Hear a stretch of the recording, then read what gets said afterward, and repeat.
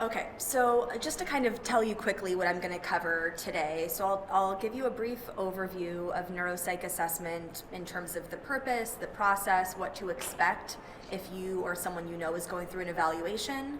We'll talk a little bit about cognitive and emotional functioning in epilepsy, kind of in terms of broad strokes.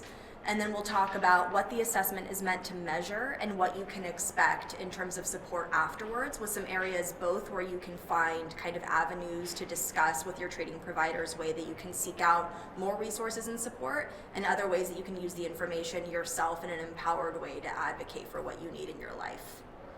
And then, kind of moving out of the evaluation room as well, and in addition, how it overlaps with goals of epilepsy care in general.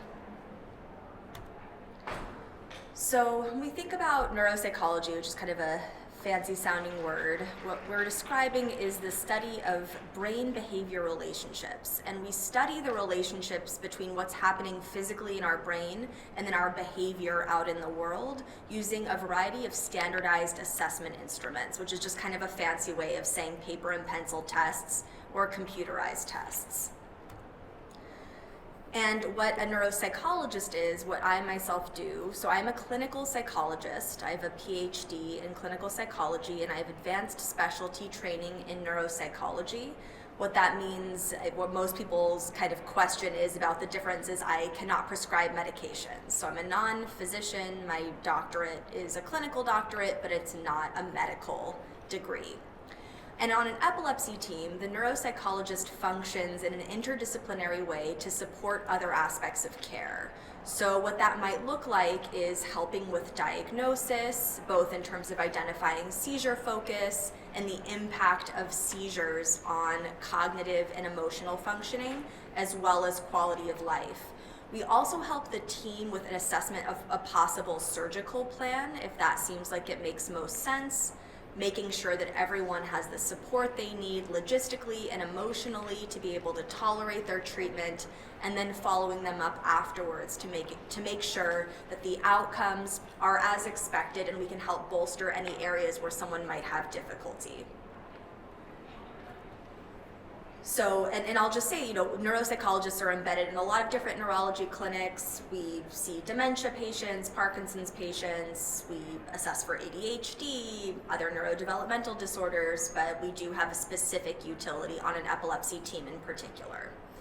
So when we think about a neuropsych assessment, that is a series of tests that usually occurs over the course of several hours on one or more day. For adults, we typically try to get that done in one day just because we know everyone has busy lives. For kids, sometimes we'll break that up over a series of days because it can be a little tough to focus for an extended period of time. We often like to do the assessment in an outpatient setting in a medical office, but we can also conduct it on an inpatient basis as well. For example, if someone's in our epilepsy monitoring unit for characterization of their seizures, or if, another thing that we can do as well is sometimes even during a surgery, we'll perform some brief assessment to make sure that the surgeons aren't going too close to places that we need for language and other functions of our brain. After that assessment, we score all the tests and we put together a comprehensive report with a summary of the test results, including the scores, the impression of the findings, which can sometimes include a diagnosis or an assessment of our sense of the seizure focus based on the cognitive test data, and I'll get to that a little bit later. And most importantly, from my perspective, recommendations to support cognitive and emotional health in day-to-day life. So what you can expect to be included in a neuropsych assessment or to happen when you come in for one is we start out with a clinical interview. So what we do as providers before you come in to see us is we have a chance to go through your medical record. If you're seeing providers, say, at a particular hospital system where we're all working as a team, say you come to me, I work at HOAG with Dr. Millette and Dr. Park, who maybe some of you have had a chance to see speak or meet over the course of your time here. So I like to also connect with a treating epilepsy neurologist before I see someone for assessment to get a sense of the history separately from what I'm seeing in the medical record when I look at the MRI and the EEG and the medical notes, but also to get a sense of what they're most hoping to get out of the evaluation. For example, some of our older folks who have seizures might also have some cognitive changes to do with the dementia process that's separate from the seizures. So sometimes our treating neurologist will say, we have concerns that in addition to the seizures, there might be something else going on that we would like to assess for. And that's something that we can do by looking at the pattern of scores on testing. So we really like to work as a team before the evaluation as well. And then once you come in for the evaluation, we conduct a clinical interview with you and any loved ones that know you well, and we ask about things that might seem a little silly or unrelated, but I promise there's a method to our madness. We like to know about your childhood, whether there were any kind of birth abnormalities or developmental abnormalities, the history of your seizures, when did they first start, what kind of episodes you've had, any intervention you've had, when your last seizure was, what kind of typical things you expect in terms of the functional changes, emotional or changes in thinking that you have after a seizure, and then other aspects of your cognitive and emotional functioning.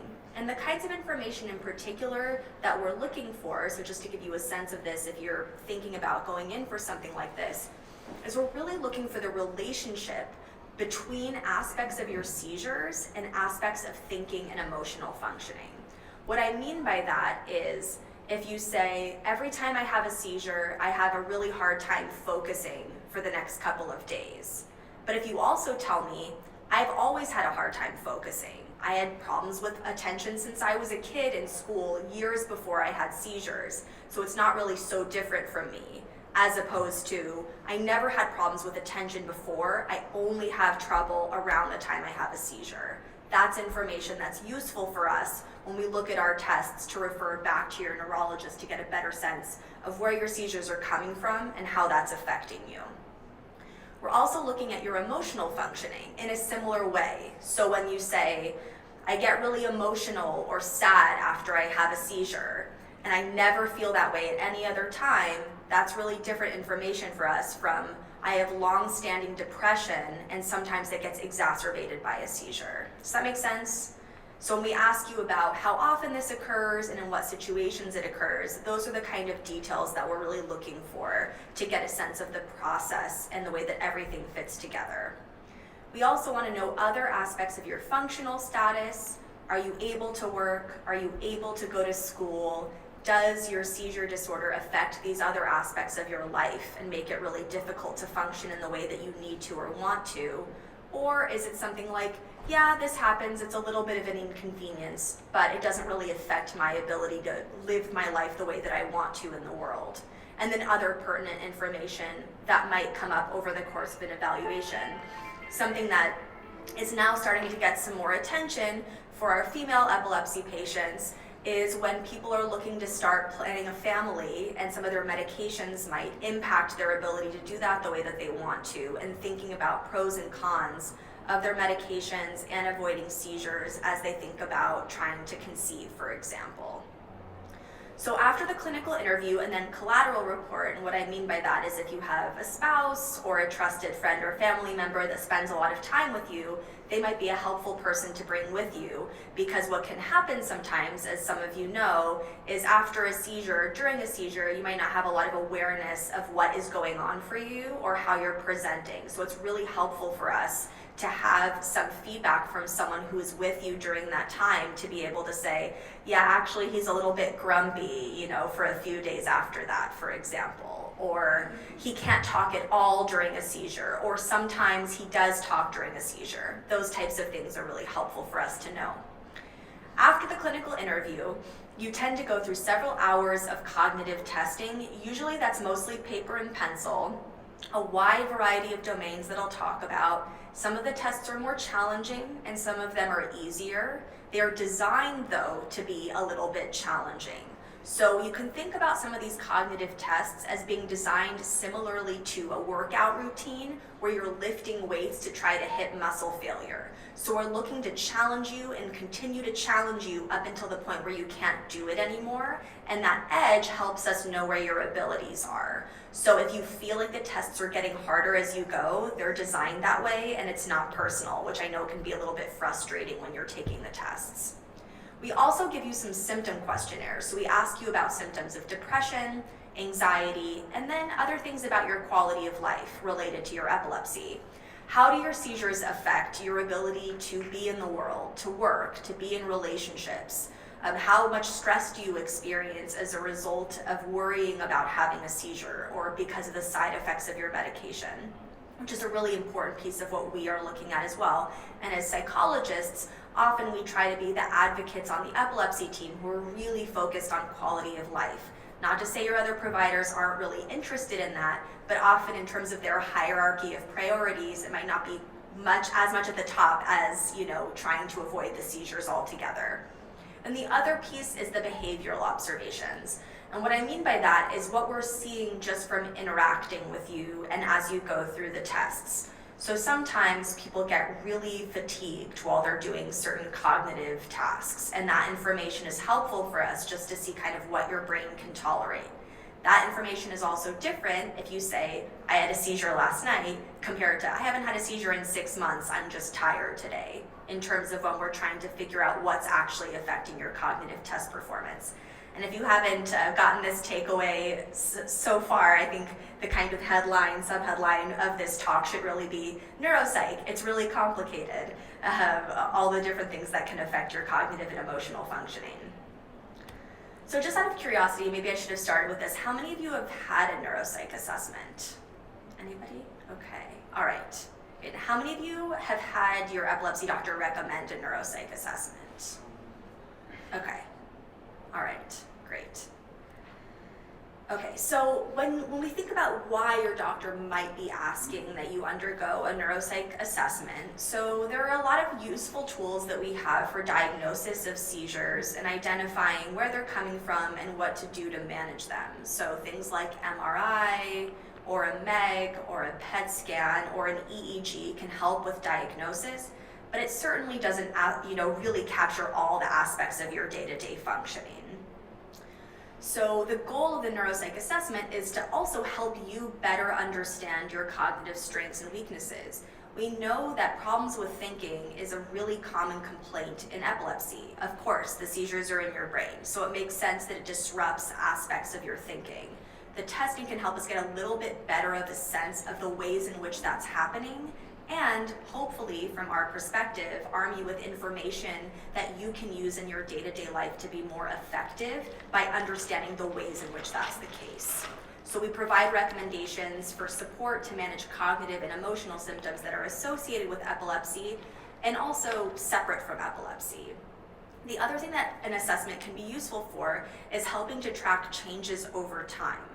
So say you're considering a surgical intervention or a medication change, having the cognitive test results before that change happens and then after that happens can help us see how the change in your seizures from treatment are affecting your day-to-day functioning. And most importantly, identify areas where you can advocate for supports in other aspects of your life outside of the doctor's office.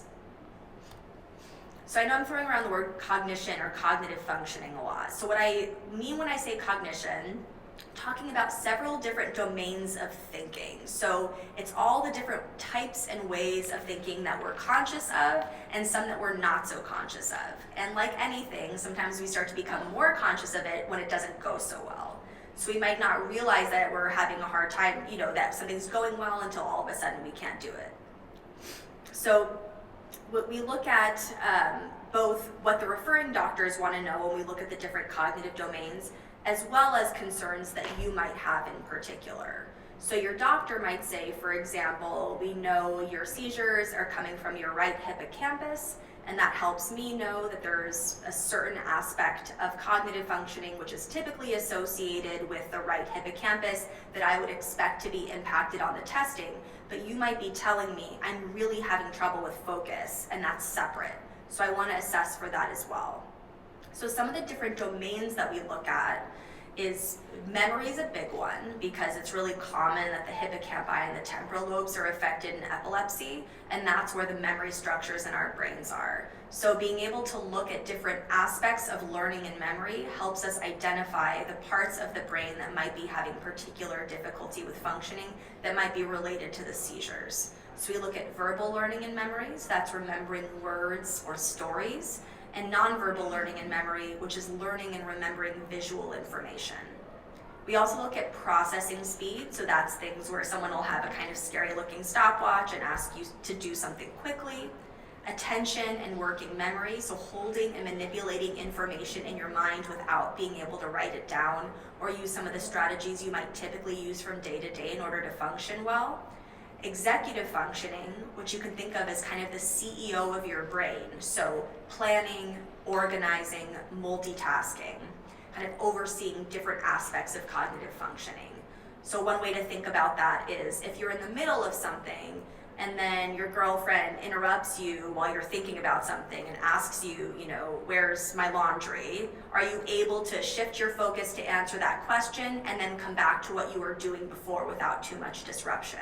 So your ability to switch back and forth between different aspects of thinking without too much disruption.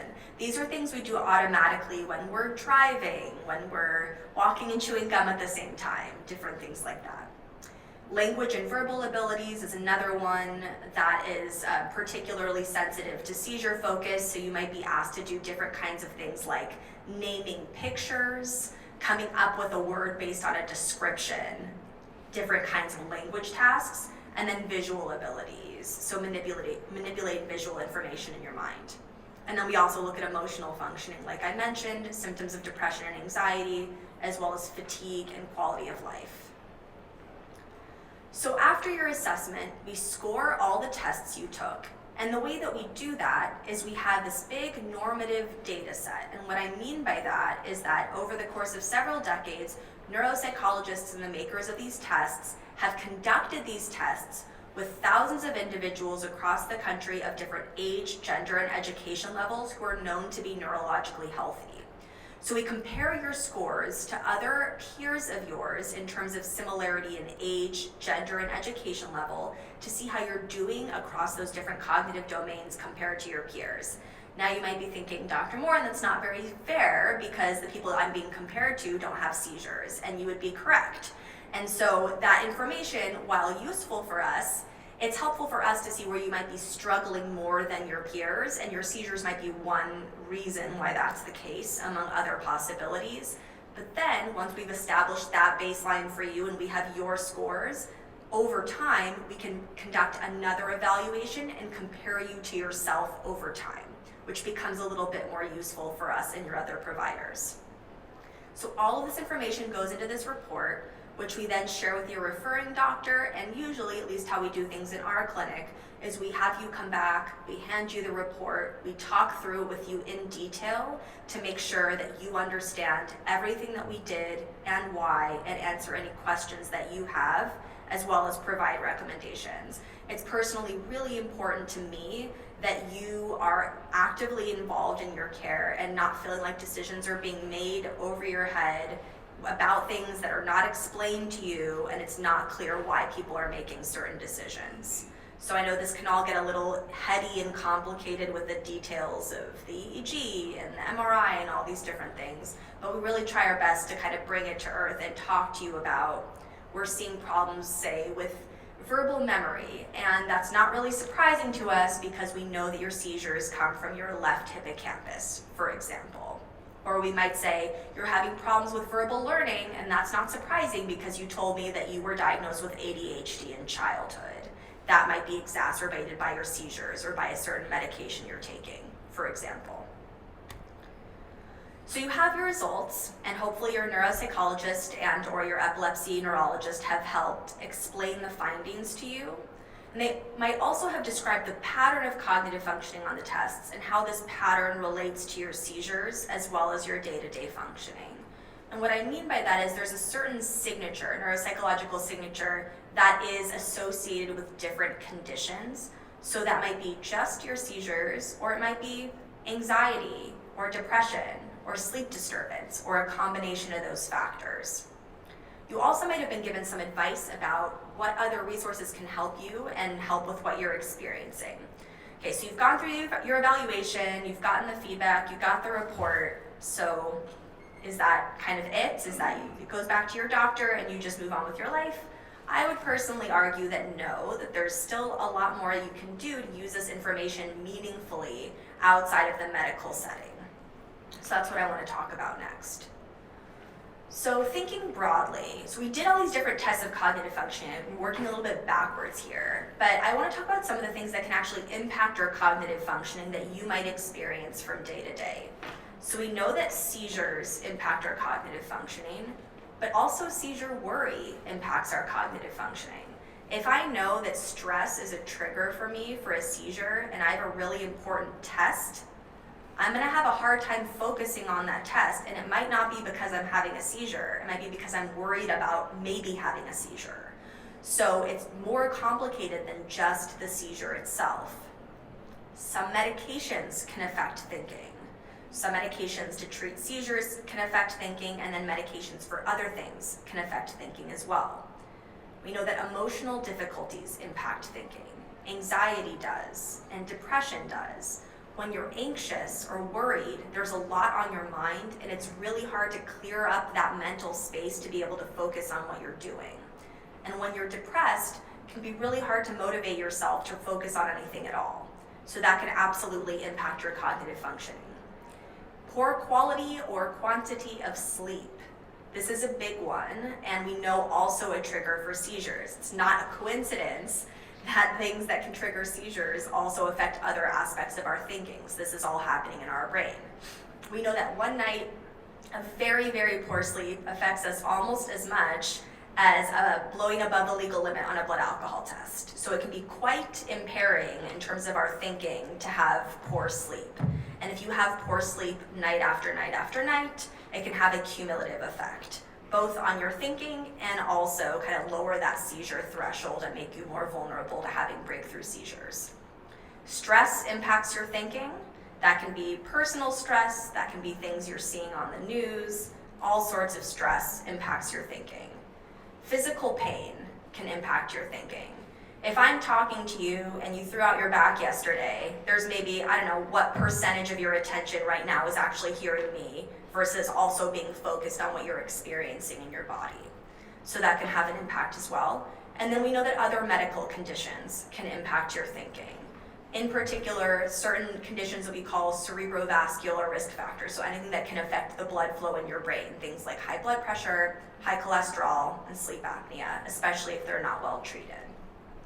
When we look at all these different factors, even if each of these things that you might experience only affects 5% of your thinking or 10% of your thinking, that can add up. So when we're looking at the results of neuropsych testing, there's the seizures and the possible lesion or kind of any anatomical aspect of your seizures in your brain. But there's also all of these other factors that can impact your test results and impact you day to day. So this is a little bit about kind of something that I've already talked about, but we know again that cognition in epilepsy can be impacted by these other mimics. So other things that impact your cognitive functioning but are not actually neurological events like a seizure. So medication, mood symptoms, sleep disturbance. And we think about these factors as either static, and what I mean by that is are kind of stable over time. So if you have a lesion or a malformation that's causing your seizures, that doesn't hopefully change over time. That's static, and that might be affecting your thinking in a kind of ongoing way. And then there are these dynamic or changing factors. You have your stable factors and your changing factors, and that might be the seizures that you experience and your post-ictal symptoms, and other factors. I have a job interview coming up. I had a fight with my boyfriend, got a really bad night's sleep, those types of things.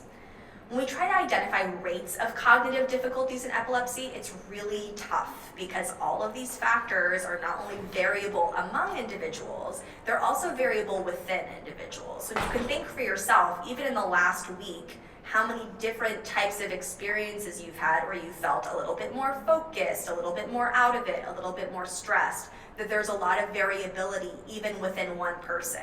So in that sense, we take some of the results of testing with a little bit of a grain of salt because we understand it's just one piece of information for you on one day in the context of everything else you're dealing with. And we talked a little bit about that neuropsychological signature. Again, it often depends on the seizure focus. We know, for example, that memory difficulties are common when there's a hippocampal focus of the seizures, and then generalized seizures can be associated with deficits in attention, working memory, and processing speed. The reason it's so important to talk about these other factors that are not seizure specific, not just because they affect your quality of life, but because your doctors are using the neuropsych testing to make decisions about your treatment. So if we're seeing on the testing that you're having a really hard time with your memory, and we are using that to make decisions about recommending a different medication or even recommending surgery, but your memory is being affected by the fact that you like to drink a bottle of wine every night, or you've been feeling really depressed and not sleeping a lot, where we really need to know that information so we know how much of what we're seeing on the tests is just seizure related and what other aspects of your life might be affecting your thinking. So we can kind of have a similar exercise when we think about what kinds of things impact our emotional functioning, and it will maybe not surprise you to see that a lot of them are very similar to what impacts your thinking. Emotions are in your brain just like thinking is in your brain, as much as our aspects of our healthcare system like to separate those two and put mental health kind of in another building. It's all happening in your brain. So we know that seizures can impact your emotional functioning, both the actual organic aspects of the seizures themselves, especially if they're in a certain part of your brain, and then worry about a seizure. Can I live my life the way I want to? Can I go on my friend's bachelorette weekend without worrying about having a seizure? All of these things really impact our emotional functioning. Some medications can make us a little bit grumpier, impact our emotional functioning. Having trouble with thinking is really emotionally difficult, especially if you're in school or in a job where you're really trying to do well and finding it difficult. Sleep also certainly affects our thinking.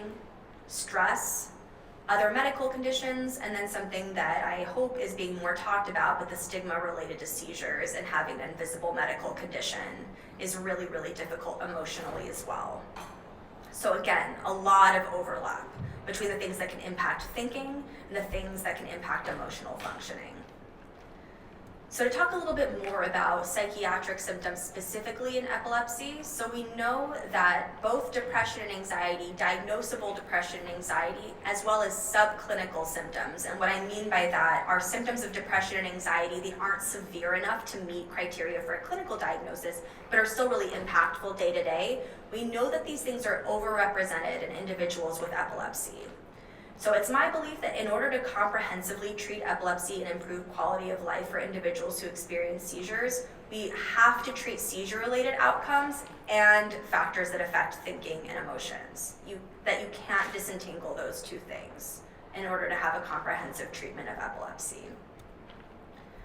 So when we try to find estimates of depression in individuals with epilepsy, it ranges from about the same as the general population, which is about 9% will have a lifetime depressive episode, for those who have epilepsy but are currently seizure-free, to over half of adults with treatment-resistant epilepsy have clinically significant depression. That is a huge proportion of the folks that we see in our clinics, and something that doesn't always get talked about as much as I think all of us would like on the team, because when you have 30 minutes with your epileptologist, you have to spend 20 minutes discussing labs and medication adjustments and talking about the seizures that you had since your last appointment.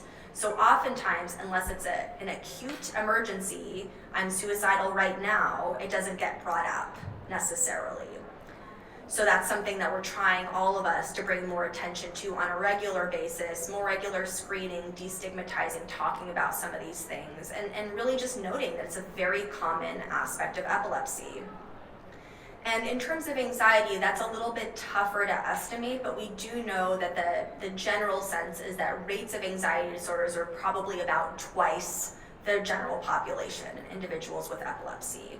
But the overlap of symptoms between depression, anxiety, and impact of seizures can be really difficult to differentiate. We also know that family members with a loved one impacted by seizures have higher rates of depression. So this is an area we really want to encourage folks to get some support, because you can't be the best advocate and support for your loved one with seizures if you yourself are struggling. So it really is a family illness. I can see that by the beautiful turnout of all the families here today. It doesn't just affect one person, it affects the whole system and the whole community. We also know that folks who experience non-epileptic seizures, in addition to epileptic seizures, have higher rates of depression and anxiety. So the good news is that treatment for depression, anxiety, and other mental health symptoms does work. We also know that it works in particular in people with epilepsy. We have really robust evidence to suggest this. Both psychotherapy and medication for treatment of depression and anxiety are effective at reducing symptoms and improving quality of life. We also know that some of our anti-seizure medications are used to treat mood in individuals who don't have epilepsy. So it's something that's potentially worth talking to your doctor about if it's something that you experience. Just asking, do any of the medications that I'm taking for my seizures also impact my mood, or is there one that could possibly improve my mood? There's also really robust evidence based on psychotherapy for non-epileptic seizures and in limiting the number of those events and their impact. So I want to pivot just quickly to talk about some of the common goals in epilepsy care broadly. So when you go to your epilepsy doctor, or what's the goal of seeing your epilepsy doctor? Hopefully to never have a seizure again and never have to see them again, right? Like that would be the ideal. Be, nice knowing you, I'm cured, I'll never have a seizure again. So their focus is really on seizure freedom, and that the ways that they achieve that are mostly through checking in to make sure you're taking your medications as prescribed. So if you're coming in and saying, I'm still having seizures, they're gonna wanna know, okay, is the medication working, or do we need to come up with a different plan? And the only way to know this for sure is to know whether you're taking your medication the way that you're meant to. And this isn't meant to be a shaming exercise, although I understand sometimes it can feel like that when you're in the doctor's office, but they do really need to know, because if you're maybe not so regular about taking your medications and they think you are, this is why they check your blood levels, then they might adjust your medication in a way that'll really impact you or add something else without realizing that they haven't really given that medication the best shot. And also, sometimes there's a consideration of surgery if you haven't had luck with trying 2 medications that have worked for you to treat your seizures. Then the other goals, of course, are functional status and quality of life, which would be part of the seizure freedom. But again, often we don't have as much time, at least in those neurology visits, to talk about those factors. So when we think about medication adherence, we also know, when we're thinking about emotional functioning, that symptoms of depression and anxiety are associated with lower rates of medication adherence. Same thing with cognitive dysfunction. If you're taking multiple medications and you're having a hard time paying attention, you're depressed and it's tough to get out of bed, you might be rushing to work, forget to take all your morning medications. There's a lot that can be going on that can make it really challenging to take your medication as prescribed. Then you get to see your neurologist and they say, why haven't you been taking your medication as prescribed? I can see your levels are off, and that kind of compounds some of the shame and stress from everything that you're dealing with, which can be really tough to explain to somebody under time pressure. So that's why we really advocate for speaking up about these other factors that impact these aspects of your treatment so that everyone can be on the same page to support you. Also, like I was saying before, some folks might be inappropriately classified as having treatment-resistant epilepsy, which might lead your doctors to consider more invasive treatments. And those treatments, while effective, might not be necessary if you haven't given the medication a fair shot or really tried everything to be able to reduce your seizures. So that's why it's extra important to work on all these factors. And just to talk quickly about surgical outcomes. So we know that depression and anxiety improve following epilepsy surgery, regardless of the location of the surgery. So that's really helpful for us to know that it's something about the limiting of the seizures and the changes to your brain that improves mood, regardless of the seizure focus. Maybe not surprising for anyone to hear that the most robust improvement in mood comes along with better seizure control. That makes total sense. If your surgery is more effective, you feel better. But we also know that your surgical outcomes are greatly impacted by your pre-surgical mood symptoms or your baseline psychological factors. So folks who've got pretty significant depression or anxiety in a long-standing way might have more trouble after a surgery than someone who doesn't. And that's one of the reasons why your doctors might request you get a neuropsych assessment prior to surgery, so that we can really ask you comprehensively about your mood history and make sure you have the support in place to manage your expectations for after the surgery and make sure your symptoms are treated so you have the most success. So what about the other aspects of epilepsy care, or at least our ideal epilepsy care? So when we think about functional status, I know that's a kind of dry clinical term, but I personally would like to advocate for considering functional status beyond this idea of disability. Again, I think that's often what gets discussed with providers, or I need to go on disability, or my seizure's so bad that I can't work or can't go to school. But what does that actually mean to be functional for you? And that's going to be very different from person to person, depending on what your needs are and how you live your life.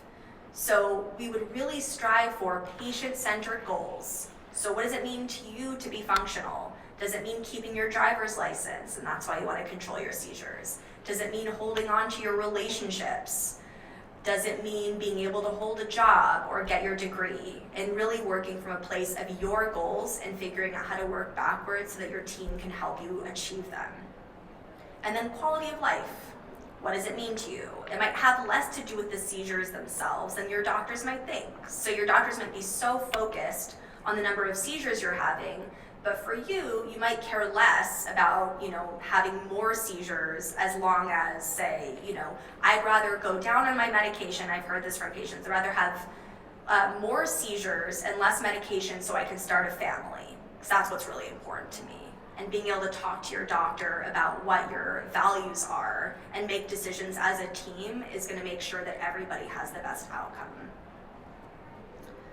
So when we think about kind of what to ask your doctor about relative to the different support resources available to you, sounds like some people have had a neuropsych assessment or had one recommended to them, but you can also ask your doctor for one if you think it would be useful information for you to know. If you're thinking, I feel like my cognition is affected by my seizures or other aspects of my quality of life, and I'd like to have just some more information about what my strengths and weaknesses are that I can use at school or at work, or in explaining to my partner, I swear it's not that I'm purposely not paying attention to you, it's just really hard for me to pay attention. And to sometimes have those numbers, in black and white from a doctor can be really useful in having those conversations. And then also those serial assessments. So say you're having a lot of seizures now, but you're going to get a procedure done, or you're going to get an implant or a stimulator or something that you're expecting and hoping will reduce your seizures, and you're curious, how is my thinking now? And then in a year, when I'm having fewer seizures, how is my thinking improved? And being able to see that concretely. Often I'll say to people, you'll never regret having a baseline. I promise that's not me trying to generate business for neuropsychologists, but it is something that's nice to have. All of our brains change as we age, and so having a baseline earlier in our life for any reason is something that can be useful. Also, talking to your doctor about what mental health support is available and cognitive health support. So things like psychotherapy, but also cognitive remediation. There might be psychologists in your area who can help you improve certain aspects of your thinking. You can think about it like physical therapy, but for thinking. And having neuropsych testing can help those providers know where to focus. And also really working on certain psychological aspects of your experience, either with seizures or in general, day-to-day unrelated to seizures. And then local support resources, so the Epilepsy Support Network or other alliances that are local or national, whatever resources your local team partners with would be the ones that they would recommend. Any support groups, anything specific to a surgical program or a certain demographic. There are all sorts of things available, and actually I think you can probably find a lot of those booths here of local resources that you can seek out for that kind of support, because ultimately talking to other people who understand your experience can be therapeutic in itself. The people that love you, who haven't had this personal experience or haven't been as affected by it, can understand to some extent, but not fully. So having those extra supports can be really useful as you navigate your care. So in seeking resources, I also want to talk about accommodations. So in addition to something like disability, which might be a little bit more kind of logistical and based with the state, thinking about other ways that you might benefit from accommodations to support your cognitive and emotional functioning. So if your thinking is really impacted by your seizures and you're struggling through your college classes, it does not have to be that way. There are offices of accommodations at every college where you can speak to somebody, and if you have a test report to bring, you can have specific recommendations from your neuropsychologist to say you might benefit from, for example, extended time, or being able to have the PowerPoint slides in advance of a lecture. Or at work, speaking about modifications to your job or additional support that might be available through HR, and then whether there might be some emotional support available through your employee assistance program. So if you have any questions about this or get any pushback specifically at work, I also recommend people call the ADA, because employers are required to provide reasonable accommodations for your job if you have a documented disability. So as uncomfortable as it can be to advocate for yourself, please know that they are legally required to work with you in these areas. And if you're not sure how to do that, you can call the ADA and they can provide some support. Another thing that I'll often tell people is that you're not required to provide them with all of your medical information. Sometimes it can feel like you have to really overly justify your need for something, but I want to encourage you to maybe ask your neuropsychologist or your epilepsy doctor, can you provide me just with a one-page letter that has a summary of the results and recommendations that doesn't include my whole history? Because your employer doesn't necessarily need, or your school doesn't need all of that information in order to give you the accommodations that you need. And then at home, talking to your family about areas where they can increase understanding and improve communication. So that's something that can really lower stress and reduce the presence of some seizure triggers as well. And then, because I always have to talk about my lifestyle factors, in addition to some of these more formal referrals, which I understand can be a little bit overwhelming, there are some things that you can do daily to assist with your mood and your thinking, and that will improve your future brain health and support healthy brain aging. So remembering always when it feels overwhelming that treatment is effective. That means treatment of seizures is effective, treatment of mood is effective, and other aspects of treating or supporting your cognitive functioning works. And we have good evidence to support this. If you prioritize managing your sleep, having physical activity, and eating healthfully, we know that it improves all of those areas. Maybe not perfectly, but it is a net positive, and it's better than a lot of, I shouldn't say this, it's better than many medications out there. There's some really positive effects in terms of mood bolstering, of physical exercise, and healthy eating. And then really avoiding vulnerability factors. Substance use is a big one. We know both as a trigger for seizures, and it also disrupts sleep, it disrupts mood, and it increases a lot of stress, puts more stress on your brain. So there are things that you can do and avoid that are making yourself healthier and can feel like some semblance of a little bit more control over your life when there's so much about having seizures that feels outside of your control. So my summary is that your epilepsy treatment team has your back, and sometimes you and your loved one can be your own best advocate. So really encouraging you to do that, because as you might have noticed, your providers are a little bit busy, and even if they deeply desire to be the most supportive that they can be, you can really help them out by saying, hey, I have a list of concerns I want to discuss with you, or I know we need to talk about my medication and seizure diary today, but I've really been having some more severe depression that I want to make sure we have time to discuss.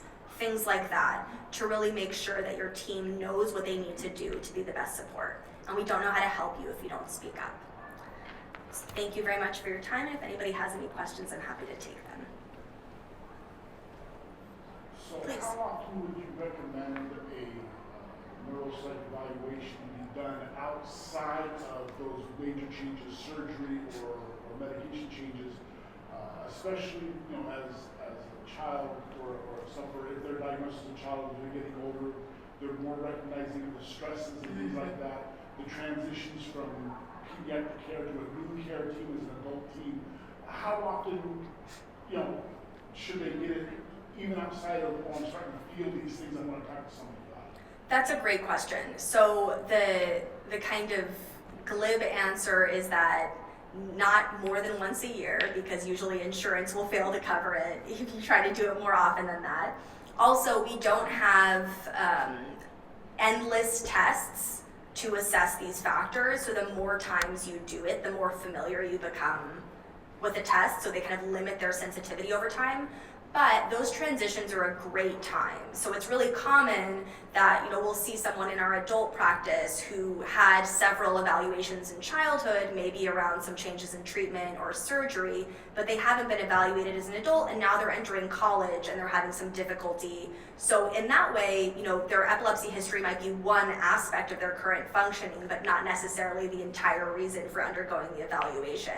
So it's helpful to either think about those inflection points where there's a change in care, or if there's a change in circumstance, like I'm in school now or I'm in a job now, where it would be helpful to have a little bit more detailed information, or if you're noticing a change. So if you feel like there's a really significant change in aspects of thinking that you're noticing or others are noticing from previous, that might be a good time to go through another assessment. And if you're not sure, you can always ask your doctor, or even call the neuropsychologist you saw before. I've often get calls from patients who say, I'm not sure if now is a good time to come back for repeat testing. These are some of the things that I'm experiencing, and this is why I'm thinking it might be helpful. And then we talk about whether it makes sense to wait. Yeah. Of course. Any other questions? Came in a little late, so I may have missed the beginning of it. When do you recommend an initial psych event? I think that is really on a person-by-person basis. Sometimes we see people who do not have any real cognitive complaints, but their doctors just want them to have a baseline when they're doing treatment. I don't think there's necessarily any harm in doing that. The only reason I might say to wait is if you anticipate having some more invasive treatment at some point in the next few years, that waiting until it's closer to that time might be useful.